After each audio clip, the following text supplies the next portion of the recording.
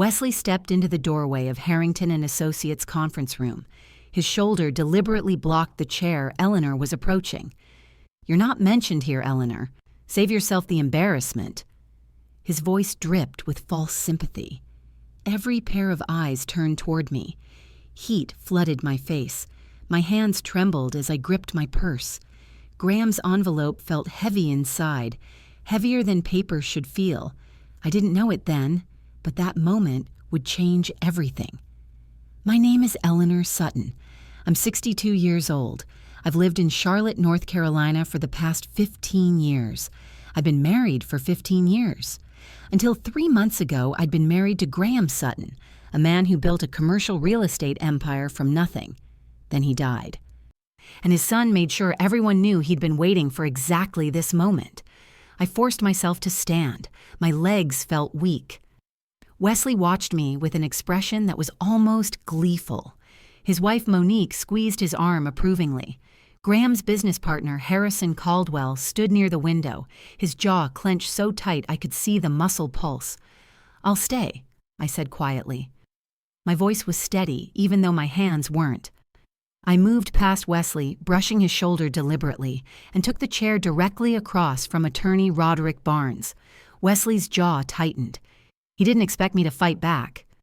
Good. Let him wonder what I knew. Have you ever sat in a room where everyone acts like you don't belong? In your own life? The envelope in my purse contained something Graham had entrusted to me 2 months before he died. We were in his hospice bed at home. He was weak from chemotherapy. His voice was barely a whisper. "Open it only at the reading if you need it, Eleanor. Only if they try to erase you." I hadn't understood what he meant. Now, standing in this conference room with Wesley's contempt filling the air like poison, I understood everything. Graham had known. He'd always known. I looked around the table. Attorney Roderick Barnes had been Graham's lawyer for 20 years. He looked older than I remembered, grayer, tired. He was avoiding my eyes. That told me everything. Harrison Caldwell stood rigid near the window. Graham's business partner of 30 years. Their first company was built in Harrison's garage. They'd grown it together. Now Harrison's expression was unreadable, but his hands were clenched into fists. Graham's sister Judith sat beside me. She reached over and squeezed my hand briefly. Judith lived in Asheville. She'd never fully accepted Graham's marriage to me, but right now her expression showed something close to sympathy. Wesley's attorney, Preston Wyatt, sat beside Wesley with a leather briefcase at his feet. Why would Wesley bring his own attorney to his father's will reading? That question made my stomach drop. Graham's younger son, Nathaniel, slipped into the conference room late, apologizing softly. He was 28, gentle, nothing like his older half-brother. He took the seat beside Judith and gave me a small, sad smile. "Let's begin," Roderick said, his voice formal. "This is the last will and testament of Graham Robert Sutton, dated December 18th, 2023. What would you do if the man you loved for 15 years had just been reduced to companionship in front of 8 strangers? Tell me in the comments." Roderick began reading the first will. Wesley would inherit everything. The company, the office buildings, the lake house on Norman Lake where Graham and I spent every anniversary, the investment accounts, the rental properties in South Park, everything. Then Roderick reached my section. "To my wife, Eleanor Marie Sutton, I leave the sum of $50,000 in gratitude for her companionship during my final years." Companionship. The word landed like a physical blow. 15 years of marriage. 15 years of supporting him through business failures and successes. 15 years of loving him, reduced to companionship in a single sentence. Wesley didn't even try to hide his grin. Monique squeezed his arm, whispering loudly enough for the entire room to hear. "Companionship. That's generous." Wesley responded with equal volume. "Dad always had a soft heart." My hands clenched in my lap. Graham's voice echoed in my memory from his final weeks. "Don't let them write our story, Eleanor." I reached for my purse. How do you sit still when the man you loved reduces you to paid company in public? Roderick, there's something you need to see, I said quietly. I stood. My hands were steady now. I removed the sealed envelope from my purse. Graham's initials were pressed into red wax. The room went silent. I walked to the head of the table and handed the envelope to Roderick. He broke the seal carefully. His face went pale as he read the document inside. "This is dated March 15, 2024, he said slowly. 3 months after the will I just read. Wesley stood so fast his chair scraped across the floor. "That's forged. Dad would never." His voice cracked slightly.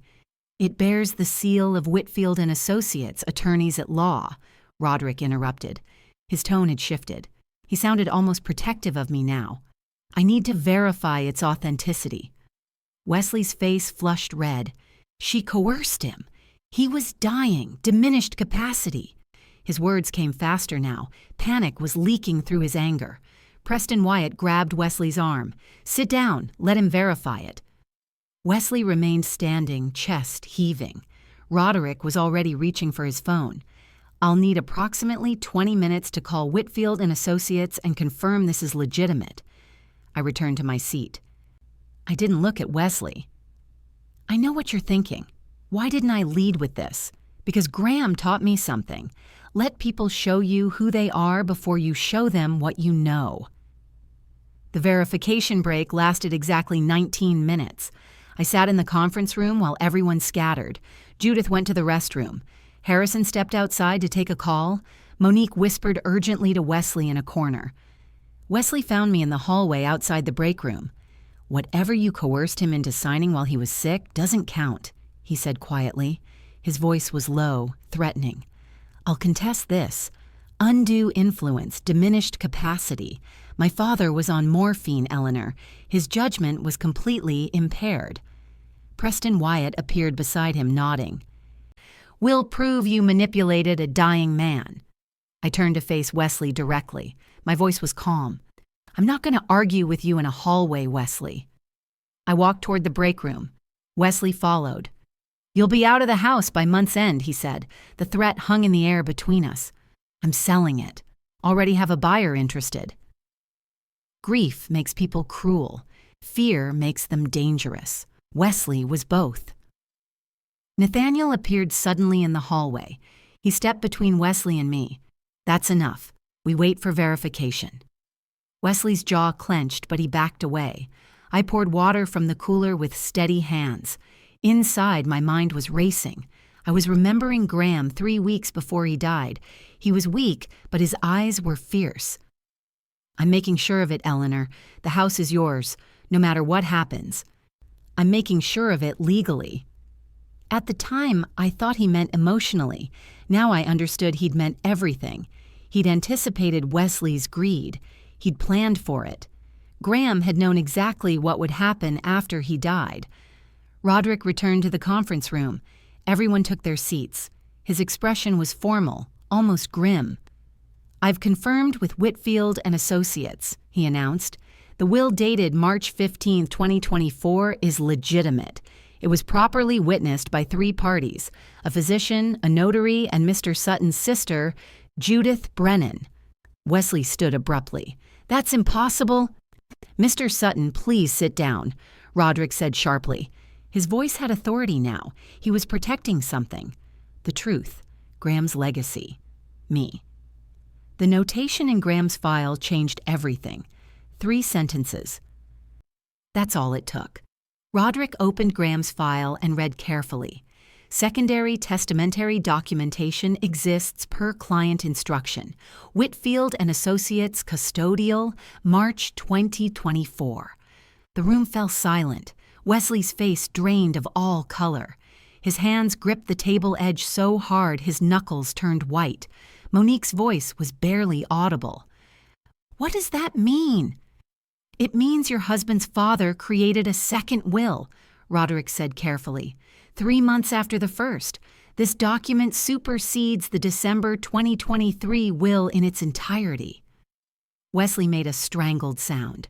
something between anger and fear. Preston Wyatt leaned toward Wesley, whispering urgently. But Wesley was staring at me. His expression had shifted. The smugness was gone. In its place was something raw, terror. Everything that came before, the resentment, the marriage, the waiting, had led to this single moment. Wesley's world was about to collapse. I didn't feel triumph.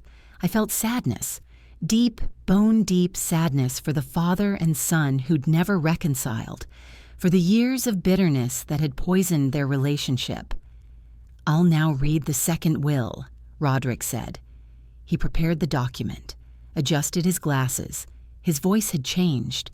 It was softer now, almost reverent, as if he was reading Graham's final words from beyond the grave. "I, Graham Robert Sutton, being of sound mind and body." Wesley's hands were shaking. I closed my eyes and listened to Graham's voice through Roderick's words. The envelope had done its job. The sealed envelope had protected me, but it had done something else, too. It had exposed the truth. Roderick's voice cut through the silence like a knife. "I've confirmed with Whitfield and Associates. The will dated March 15th, 2024 is legitimate, properly witnessed by 3 parties, a physician, a notary, and Mr. Sutton's sister." My chest tightened. 3 witnesses. Professional witnesses. Legal witnesses. People who couldn't be dismissed or challenged. "The second will supersedes the December document entirely," Roderick continued. His tone had completely changed. He sounded almost protective now, like he was finally allowed to take Graham's side. "This is legally binding and ironclad."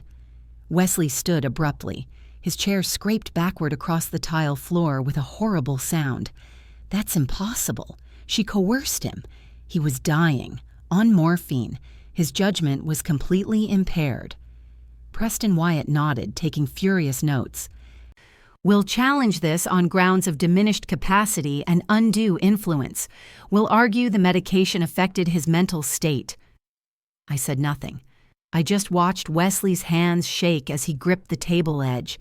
His panic was visible now. The smugness was completely gone. In its place was raw, animal terror. Have you ever seen someone realize their entire plan is collapsing in real time? Tell me in the comments. "Before I read the second will," Roderick said carefully, adjusting his glasses, "I need to address a notation in Mr. Sutton's file. This is important."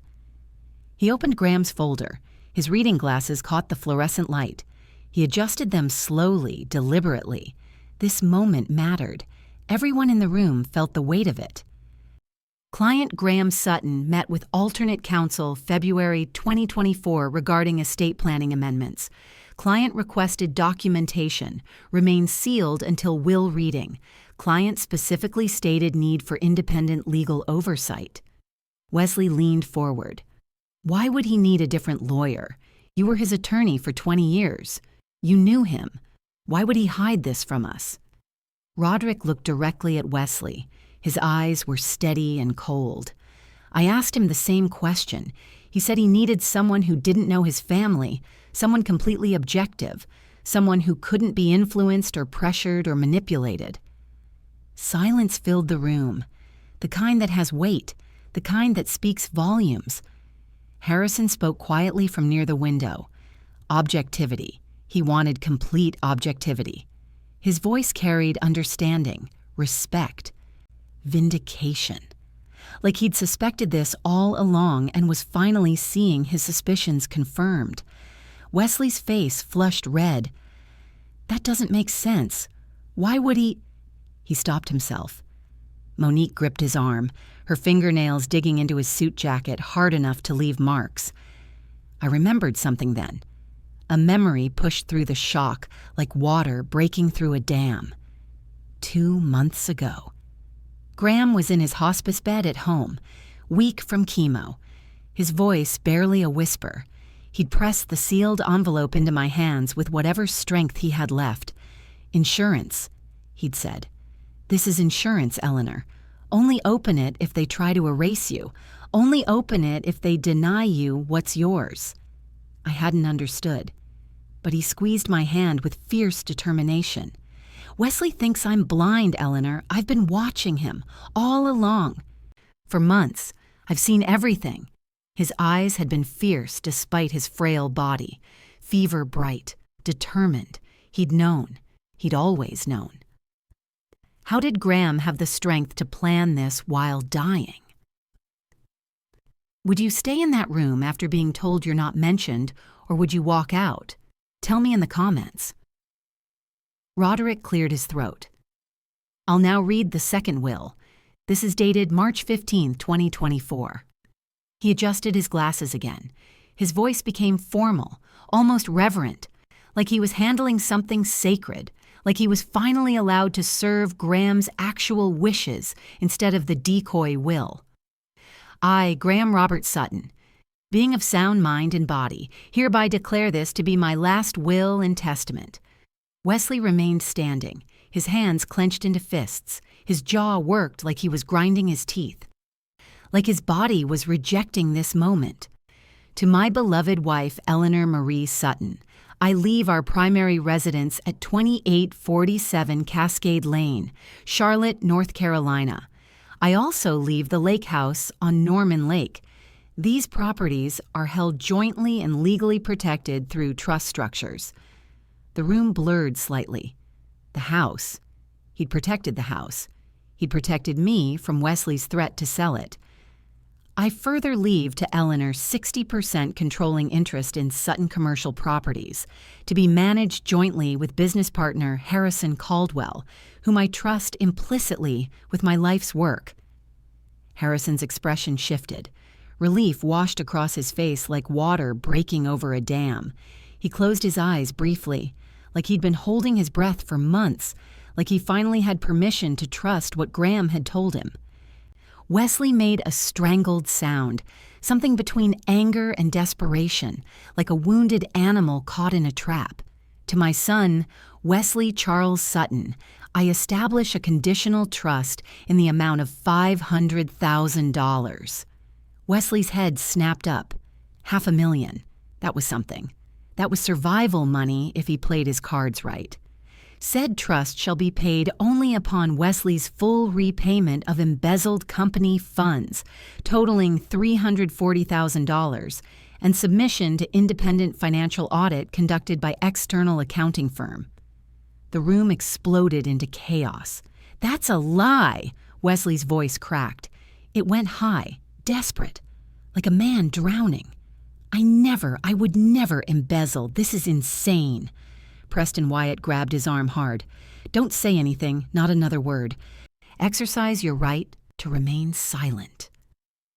Monique's face drained of all color.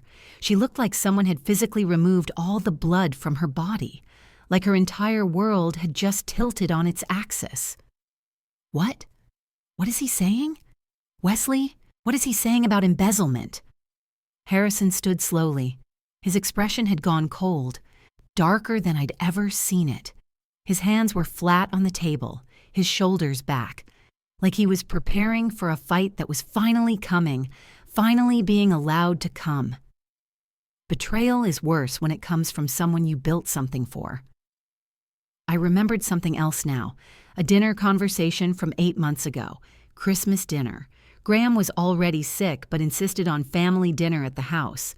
Everyone gathered around our table.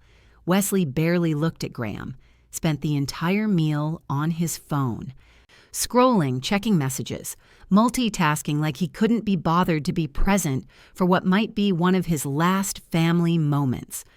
Monique complained about money, about wanting a bigger house in South Park, about how the country club fees were too high, about how they deserved more money, more status, more everything. Graham watched them both sadly, his eyes distant, like he was watching his own future unfold and couldn't stop it, like he could see exactly where this was heading.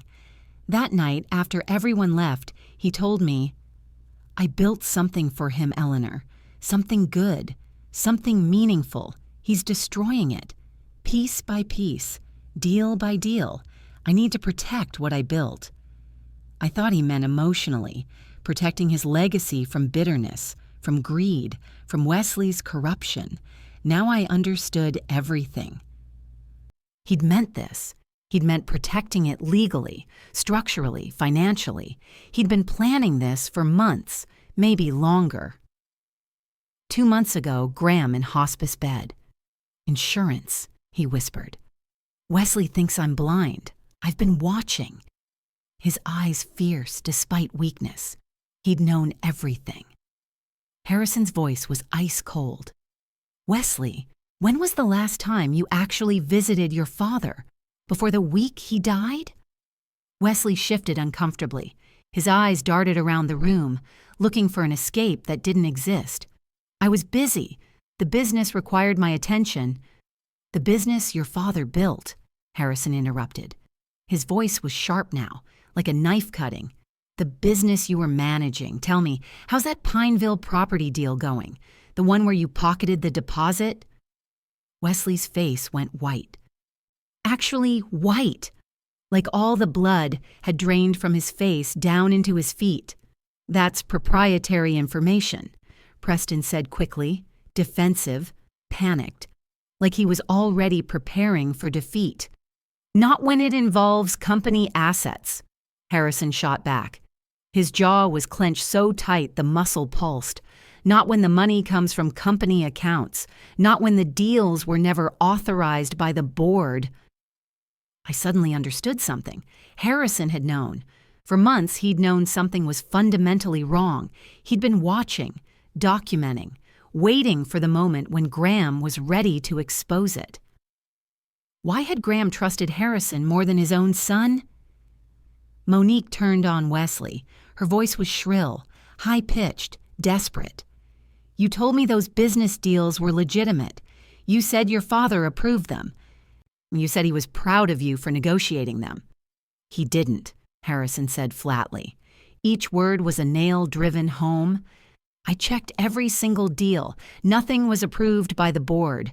Wesley was operating independently, using company assets, pocketing deposits that belonged to investors, to clients, to the company." Monique's face crumpled, like someone had just told her that everything she'd built her life on was a lie, that everything she'd worked toward was built on fraud. Graham's first wife's funeral 17 years ago, Wesley grabbed Eleanor's arm. "You'll never replace her, never." Graham intervened. Later, he said he needs time, but he never forgave her. 17 years of resentment. "You said those were bonuses," Monique said, her voice shaking. "You said your father gave you approval to take commission. You said—" Wesley said nothing. His mouth opened and closed. No sound came out, just the sound of his breathing, ragged, panicked, the sound of someone drowning in his own lies. Sometimes guilt sounds like silence. Wesley's about to lose everything. Subscribe to see what Graham's second will reveals. If you're still not subscribing, tell me in the comments. What's holding you back? I remembered something from years ago, not long after I married Graham, September 2009, our wedding day. Wesley refused to attend, said he had a deal going that couldn't be delayed. He sent a card instead. I remember Graham opening it with such hope, like he thought this might be the moment Wesley accepted me, accepted our marriage, accepted that his father had moved on. The card said, "Hope you got a good prenup, Dad." Graham had crumpled it, thrown it away. But I found it later, smoothed it out carefully. My hands trembled reading those words. Cold, cruel, designed to hurt, designed to wound. When Graham caught me reading it, he didn't say anything at first, just took it from my hands, looked at it, looked at me. Then he said, "He'll come around, Eleanor. Eventually, he'll come around." But he never did. Christmas dinner, 8 months ago. Wesley on his phone. Monique complaining about money. Graham watched sadly. Later. I built something for him. He's destroying it. I need to protect what I built. 17 years. 17 years of Christmas dinners where Wesley was absent in spirit even when present in body. 17 years of resentment building, of Wesley refusing to accept that Graham had moved on, that Graham had chosen me, that their relationship had shifted into something new that Wesley wasn't ready to accept. Some people spend their whole lives waiting for an apology that will never come. I have questions about these unauthorized deals, Roderick said. His voice was steady, professional. But there was something else there. Anger, disappointment, the sound of someone watching rules being broken and finally being able to do something about it. Preston held up his hands. His briefcase was already on the table, his papers already shuffled, preparing for retreat. On the advice of counsel, Mr. Sutton will be exercising his right not to respond to questions without his attorney present. That's probably wise, Harrison said coldly, before you do something that makes this worse, before you implicate yourself further in fraud. Wesley sank into his chair. His hands were shaking visibly now, trembling like he had Parkinson's disease, like his body was rejecting what was happening to him. Eleanor and Graham's wedding, September 2009. Wesley refused to attend. Card said, "Hope you got a good prenup, Dad." Graham crumpled it. Eleanor found it later. Wesley's hatred started that day. Nothing Eleanor did could change it. The room fell silent except for the hum of air conditioning. The fluorescent lights buzzed. Someone's phone vibrated in a purse. The ambient sounds of a professional office building. But inside this conference room, everything had changed. Everything was different now. Roderick continued reading. There was more, much more. Conditions, stipulations, a detailed accounting of what had been stolen. How much, when, what it had been used for. Luxury watches, Rolex Daytona model, worth $40,000, a Mercedes lease, $60,000 a year for 3 years, $180,000 total, vacation properties, Kiawa Island vacation rental properties, $120,000 over 18 months, country club fees, South Park Country Club, $20,000 annually, all documented, all itemized, all attached to the will as exhibits, everything Graham had discovered, everything he documented. Graham had done more than change his will. He'd built a case against his own son. "There's also a video recording," Roderick said. He held up a sealed envelope. His hands were steady. His voice didn't waver. "Mr. Sutton recorded a statement on March 14, 2024, the day before signing this will." I felt my breath catch. Graham's voice, from beyond death, speaking directly to all of us. Wesley made a choking sound like he was about to vomit. "I think we need to hear this," Harrison said quietly. Preston Wyatt stood. "We're not listening to anything without—" "Sit down," Roderick said, and something in his voice made Preston obey immediately. The authority of someone who'd seen this play out before, who knew how it ended. Graham introducing Eleanor to Harrison Caldwell, 6 months after wedding. "Harry's been my partner for 12 years. Kept me honest." Harrison. "Graham's happier than I've seen him in years." Later, Graham. "Harry knows Wesley, doesn't trust him with money, wanted me careful." Roderick inserted a USB drive into his laptop. The screen flickered to life. Graham's face appeared. Thinner than I remembered, pale from chemo, but his eyes were clear, sharp, completely lucid, coherent, exactly what Wesley had claimed he wasn't. "Wesley, if you're hearing this, it means I'm gone, and it means you never confessed." Wesley's breathing became audible, quick, panicked, like he was hyperventilating. His wife reached for him. He pulled away. Graham's recorded voice continued. "I discovered the theft in January, hired investigators. The evidence was overwhelming. I gave you 3 months to come clean, son. 3 months to visit me in hospice. Admit what you'd done. Ask forgiveness." The room was silent except for Graham's voice from the screen. "The December will, the one giving you everything, was a test. I hoped you'd visit me in hospice, admit what you'd done, ask forgiveness." Graham paused, looked directly at the camera, directly at Wesley. "You visited twice. Both times you asked when I was going to die so you could access the money." Monique gasped. Her hand covered her mouth, like she couldn't believe what she was hearing, like her entire marriage was crumbling in real time. Some confessions come from graves. Some truths can't be buried. "Eleanor," Graham said, and his voice gentled, "I'm sorry you're seeing this ugliness. You deserved better than this. You were my choice, my best choice. I want you to know that." I felt tears on my cheeks. "To Wesley, I want accountability, not vengeance. Pay back what you stole. Submit to the audit. The trust is yours if you do. Prove you can change. Prove to yourself that you're better than this." The video ended. The laptop screen went dark. The room was completely silent. Not a sound, not a breath.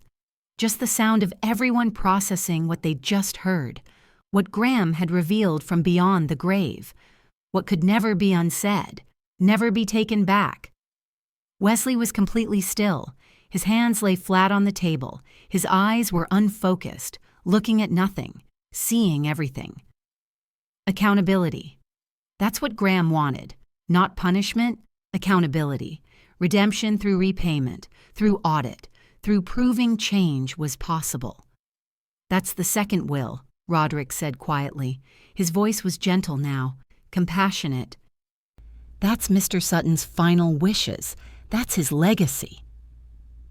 The embezzlement was worse than anyone knew. Subscribe to watch Wesley face his father's truth. If you're still not subscribing, tell me in the comments. What's holding you back? Preston Wyatt was already gathering his briefcase. His papers shuffled quickly. "We need to speak privately." Wesley didn't move, didn't respond, didn't even acknowledge that Preston was talking to him. I looked at Wesley across the table, really looked at him, and I saw it then. Not the arrogance, not the entitlement, but the fear underneath, the desperation, the realization that everything he'd built was crumbling. Last anniversary at Lake House, June 2023. Graham healthy, sat on dock at sunset.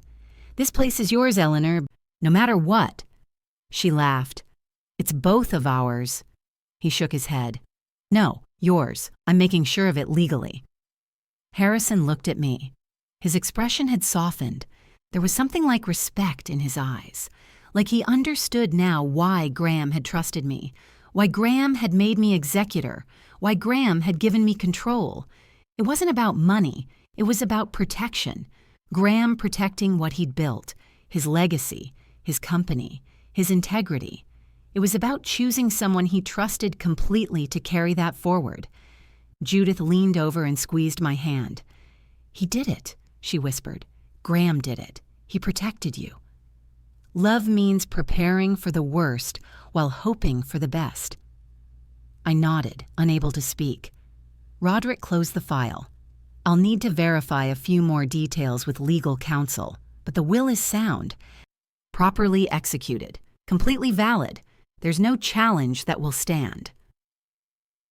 January 2024. Eleanor came home, found Graham on phone in office, looked grim, hung up quickly. "Just business," he said. "Papers on desk, spreadsheets, bank statements." He closed folder. "Nothing for you to worry about." He was investigating Wesley. Preston Wyatt put his hand on Wesley's shoulder. "Come on, we need to talk. Outside now." Wesley stood like a puppet, like someone had cut his strings and he was just going through the motions. He followed Preston out of the conference room without looking at anyone. Monique hesitated. Then she followed him. Her expression was confused, hurt, like someone had just told her a story she'd thought was one thing, but it was actually something completely different, something darker. Something she'd been complicit in without even knowing it. The conference room was suddenly smaller without them, quieter, calmer, like the storm had passed and we could all breathe again. Graham's 65th birthday party, April 2023. Eleanor organized surprise. Wesley arrived late, left early.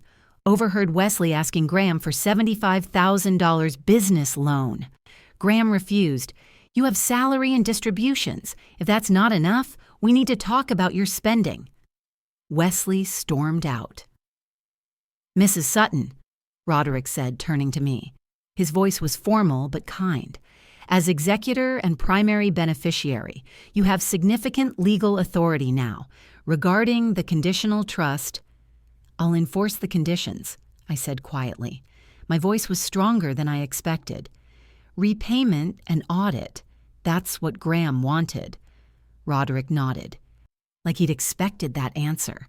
Like he understood something about my character, about what Graham had seen in me.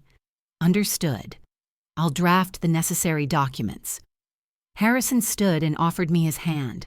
Our eyes met. He understood what this meant. Graham had entrusted me with everything, not just because I was his wife, but because he believed in my judgment, because he trusted my integrity, because he knew I would protect what he'd built. I shook his hand. "We'll run this company the way Graham would have wanted." "I know you will," Harrison said. Graham was never wrong about people. We spent the next 3 hours going through documents, reviewing the second will line by line, discussing the business transfer, talking about my role as majority owner. By the time we finished, it was nearly 1 o'clock in the afternoon. I walked out of Harrington and Associates' offices into the Charlotte sunshine. The air felt different, clearer somehow, like I could breathe for the first time in 3 months. Graham's final week, April 2024. Hospice nurse checked vitals. His mind is sharp. Pain medication hasn't affected cognition. 2 days later, attorney from Whitfield and Associates visited, brought notary and physician. Graham signed papers, joked with them. "I'm dying, not demented," he said clearly. Eleanor witnessed everything. Harrison caught up with me on the sidewalk. "Coffee?" he asked.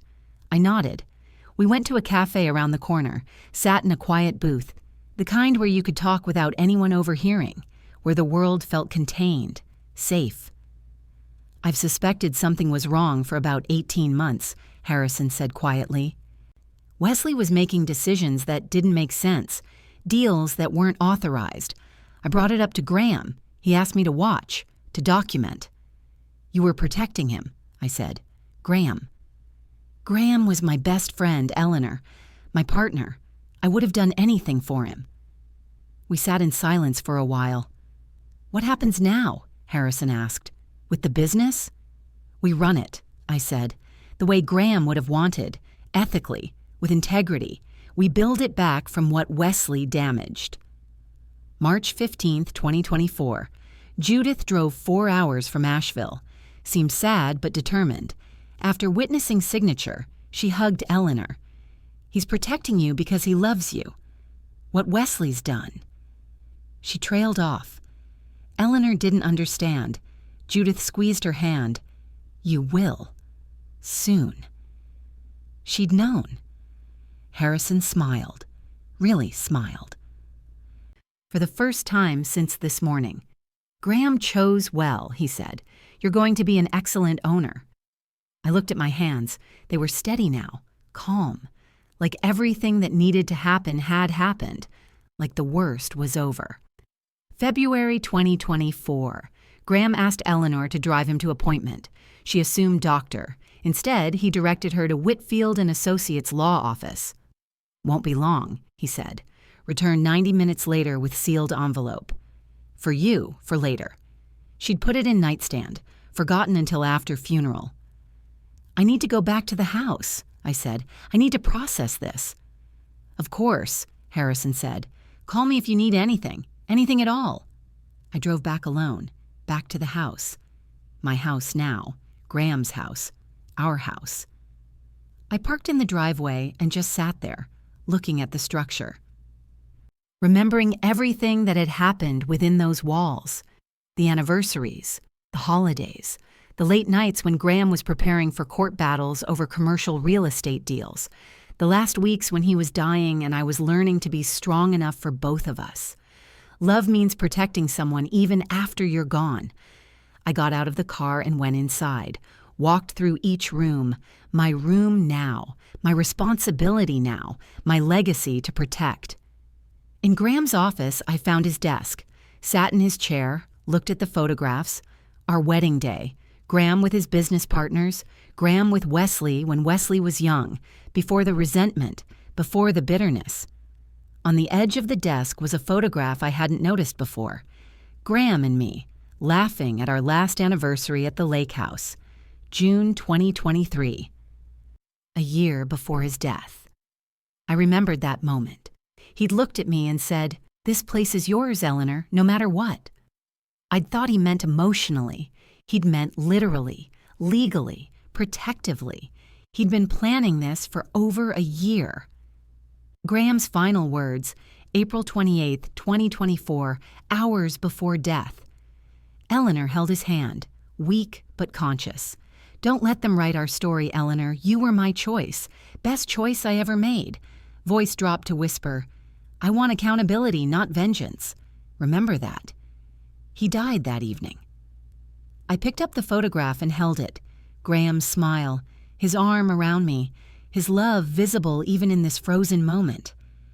"Thank you," I whispered to the empty room, "for believing in me, for protecting me, for giving me a chance to be strong." The house was quiet. The kind of quiet that comes after a storm has passed. The kind of quiet that feels like peace. I set the photograph back on the desk and made myself a promise. I would protect what Graham had built. I would run his company with integrity. I would give Wesley the chance to make things right. And if he squandered it, if he chose greed over redemption, then at least I would know I'd tried. That was accountability. That was mercy. That was what Graham wanted. That was what I was going to deliver. Roderick reads slowly, deliberately. His voice has changed. It's official now. Ceremonial. Like he's reading Graham's voice from beyond the grave. To my beloved wife, Eleanor Marie Sutton, I leave our primary residence at 2847 Cascade Lane, Charlotte, North Carolina.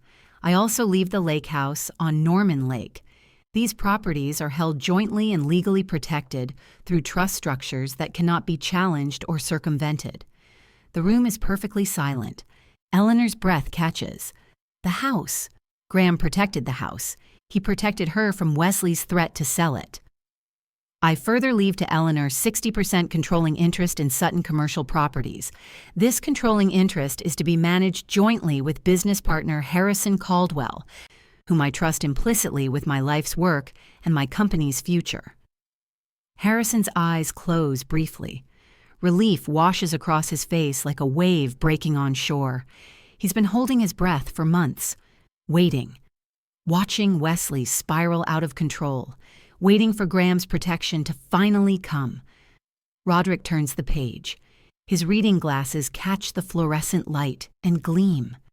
To my son, Wesley Charles Sutton, I establish a conditional trust in the amount of $500,000. Wesley's head snaps up immediately. $500,000. That's something. That's survival money if he plays his cards right. His expression shifts from devastation to calculation in a heartbeat. Conditional.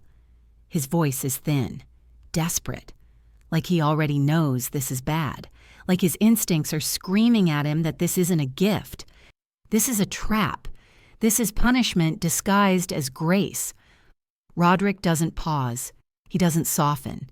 His voice is clinical, professional, like he's done this 1,000 times before, like he knows exactly how this will land. Said trust shall be paid only upon Wesley's full repayment of all embezzled company funds, totaling $340,000 over an 18-month period, and submission to independent financial audit conducted by external accounting firm. All conditions must be satisfied within 90 days of this will's reading, or the trust is forfeited entirely. Additionally, attached to this document are forensic accounting reports, witness statements, and recorded video testimony from the deceased. The room explodes into chaos. Wesley stands. knocking his chair backwards so hard it crashes against the wall behind him. "That's a lie. I never embezzled anything. I would never—" His voice cracks. It goes high, desperate, like a wounded animal caught in a trap with no escape. Preston Wyatt grabs his arm hard. "Don't say another word, not one more word. Exercise your right to remain silent immediately." Monique's face drains of all color. She looks like someone has physically removed all the blood from her body. Her hand trembles as she reaches for Wesley. He pulls away violently. "What? What is he saying about embezzlement?" Her voice is shrill, panicked, confused. "You told me those deals were all approved by Graham. You said your father was proud of you." Harrison stands slowly, deliberately. His expression has gone cold, darker than Eleanor has ever seen it. His hands are flat on the table, his shoulders back. He's been waiting for this moment, waiting for proof, for vindication, for the moment when Wesley's carefully constructed lies would finally collapse under the weight of evidence. Conditional repayment audit, 3 words that destroyed an entire future. Roderick continues reading, undeterred by the chaos erupting around him. His voice remains steady, professional. Attached to this will is a forensic accounting report compiled by Whitman Financial Investigators, dated February 28, 2024. He holds up 40 pages of documentation, 40 pages of proof that cannot be denied or dismissed. This report details the following unauthorized transactions executed by Wesley Charles Sutton without board approval or authorization. Roderick begins reading methodically. Each transaction is a nail being driven into a coffin. Each one strips away another layer of Wesley's lies. Pineville Development Site. Wesley authorized purchase of property options totaling $48,000. Deposits were pocketed by Wesley rather than returned to investors as required by contract. South Park Commercial Lot. Wesley negotiated purchase of commercial lot for $67,000. Option deposit was diverted to personal account rather than held in escrow. University Area Office Building. Wesley executed contract for $82,000. Deposit was retained as personal gain rather than placed in company account. Wesley's hands grip the table so hard his knuckles turn white. The color drains from his face. Mercedes S-Class lease, $60,000 annually for 3 years. Total of $180,000, paid for by company credit card. Vehicle titled to Wesley Charles Sutton, personally. Rolex Daytona watch, $40,000 purchased using company credit card. Item retained for personal use. Kiowa Island vacation property, $120,000 paid over 18 months using company funds for down payment and monthly payments. Property titled to Wesley Charles Sutton and Monique Sutton, jointly. Monique's voice breaks, shatters like glass. "You said those were bonuses. You told me your father gave you approval. You said he was proud of you for securing the Kiowa property deal. You said—" How does someone watch their entire marriage collapse in real time? Wesley's mouth opens and closes. No sound comes out. His breathing is ragged, panicked, like he's drowning in shallow water. Country Club fees, $20,000 annually for South Park Country Club membership for 5 years. Total of $100,000 paid from company accounts for personal membership. Roderick sets down the report deliberately. His hands are steady. His voice is firm. In total, Mr. Sutton embezzled $340,000 from Sutton Commercial Properties over an 18-month period from October 2022 through April 2024. The number hangs in the air like a physical thing. $340,000, not a business mistake, not a misunderstanding, not a gray area decision, embezzlement, theft, fraud. Preston Wyatt is already standing. We're not acknowledging anything without proper legal— I know, Roderick interrupts. His voice is firm, unmovable. "You're not here to defend yourself, Mr. Wyatt. You're here to listen." He opens another document. A video file appears on his laptop screen. The cursor hovers over the play button. There is also recorded testimony from Mr. Graham Sutton himself, dated March 14, 2024, one day before he signed this will. Wesley makes a choking sound, like he's about to vomit. His hand covers his mouth. "I think we need to hear this," Harrison says quietly. His voice carries the weight of someone who's been waiting for this moment for months, for years, for a lifetime. Preston stands. "We're not listening to anything without counsel present. Sit down," Roderick says, and something in his voice, authority, certainty, finality, makes Preston obey immediately. Roderick presses play. Graham appears on the screen. Eleanor's breath catches. He's thinner than she remembers, pale from chemo, but his eyes are clear, sharp, completely lucid, coherent. Exactly what Wesley had claimed he wasn't, exactly what Wesley's attorney would claim he wasn't. Graham looks directly at the camera, directly at Wesley, like he's reaching through death itself to speak directly to his son. "Wesley, if you're hearing this, it means I'm gone, and it means you never confessed." Wesley's breathing becomes audible, quick, panicked, like he's hyperventilating. Graham's voice is steady, calm, certain, heartbroken. "I discovered the theft in January 2024. I hired private investigators. The evidence was overwhelming. I gave you 3 months to come clean, son." The room is silent except for Graham's voice. 3 months to visit me in hospice.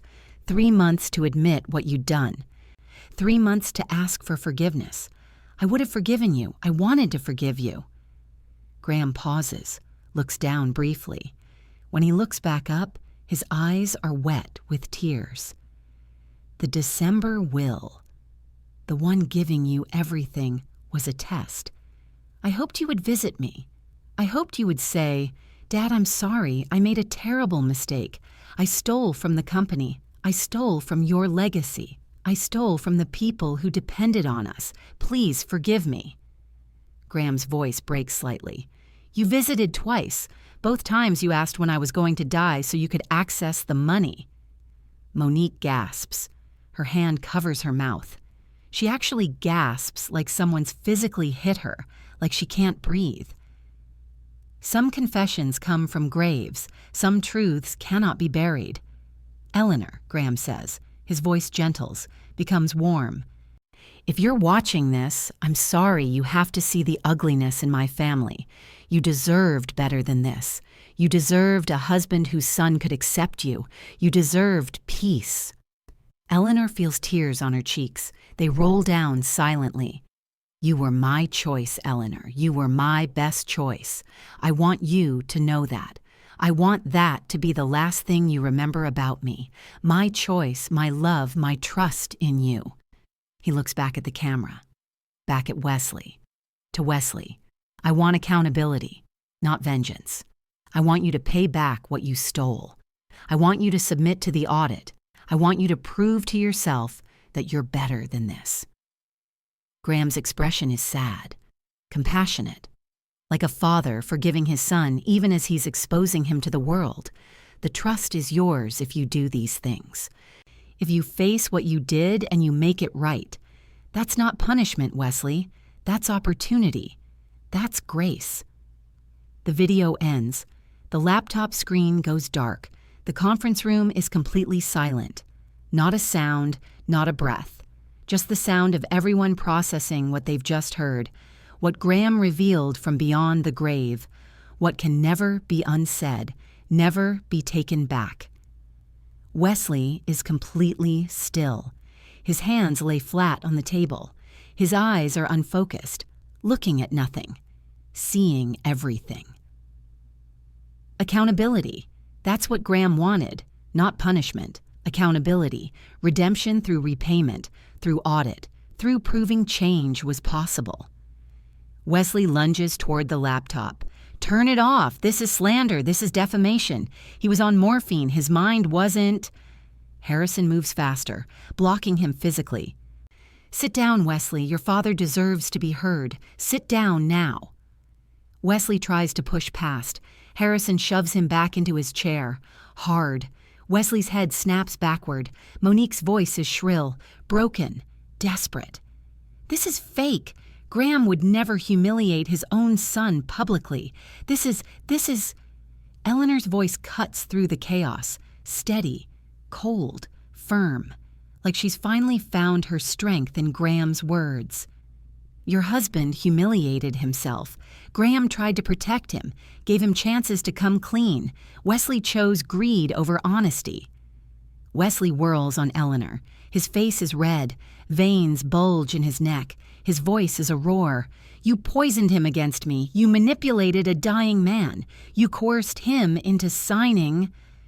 Roderick's voice is clinical, professional, devastating. "Mr. Sutton..." There are 3 independent witnesses to this will's signing: a physician who attested to Mr. Sutton's mental capacity, a notary who verified his signature, and your father's sister, Judith Brennan, who witnessed the entire proceeding.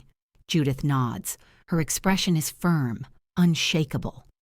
She stands as she nods, standing with Eleanor, standing with Graham's legacy. All 3 will testify under oath that Mr. Sutton was of sound mind and acting without any coercion whatsoever. The forensic evidence is irrefutable. The video testimony is admissible in court. The will is legally binding and cannot be challenged. Wesley collapses into his chair. His hands shake violently, trembling like he has Parkinson's disease, like his body is rejecting what's happening to him. Like his physical body cannot process the reality his mind finally understands. Monique stares at him. Her expression shifts from anger to confusion to something like horror, something like recognition that everything she's built her life on was constructed from lies. "Tell me it's not true," she says quietly.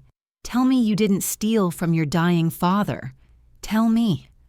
Sometimes guilt sounds like silence. Wesley's silence answers everything. He can't even look at her, can't face her, can't speak words that would only make it worse. Preston Wyatt leans close to Wesley. His voice is low, urgent, defeated.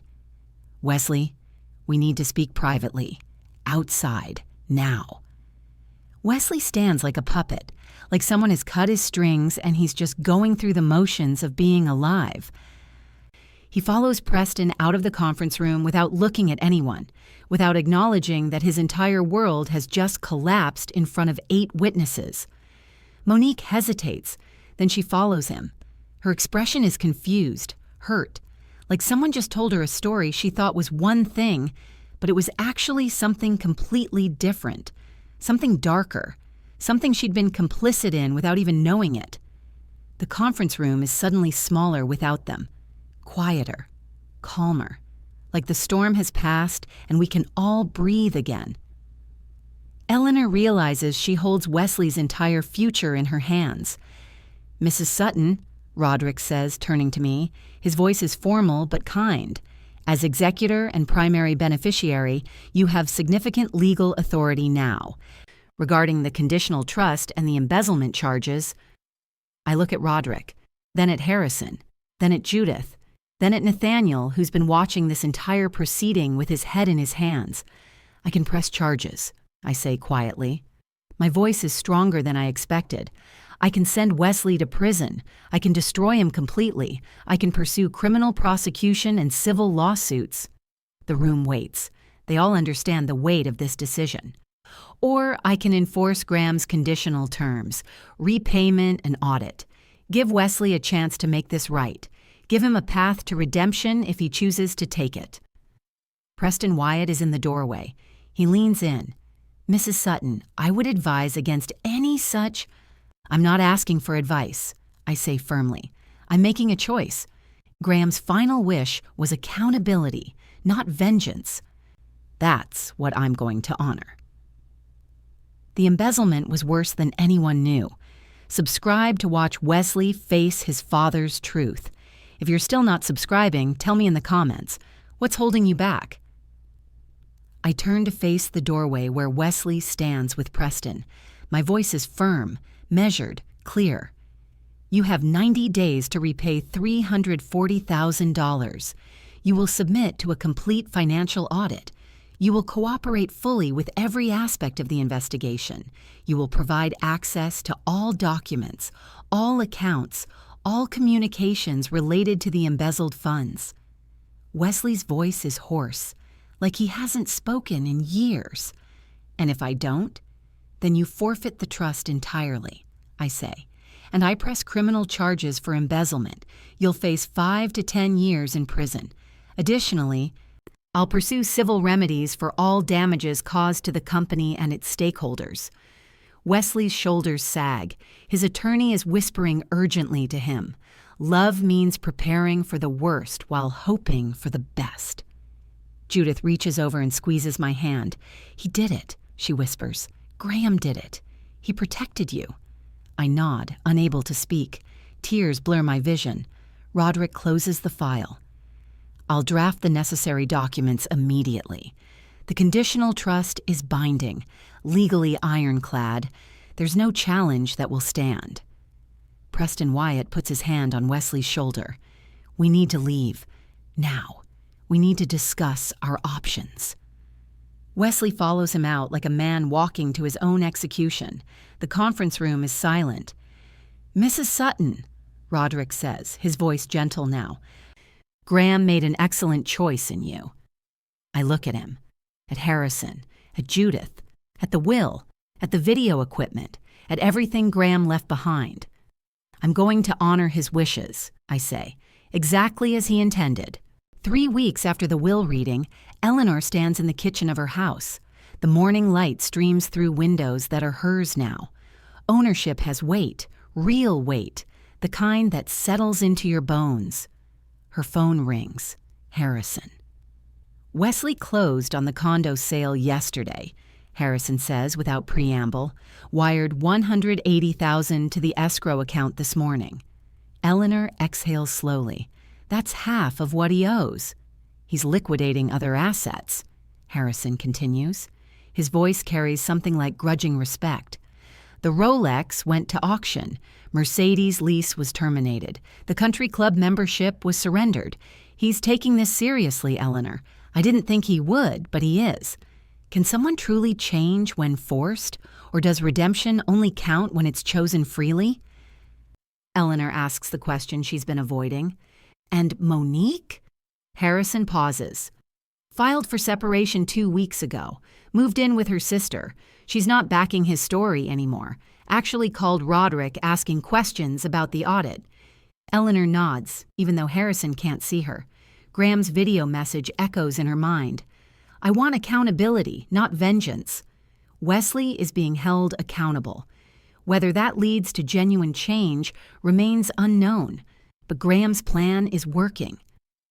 A week later, Eleanor sits in a coffee shop in South Park.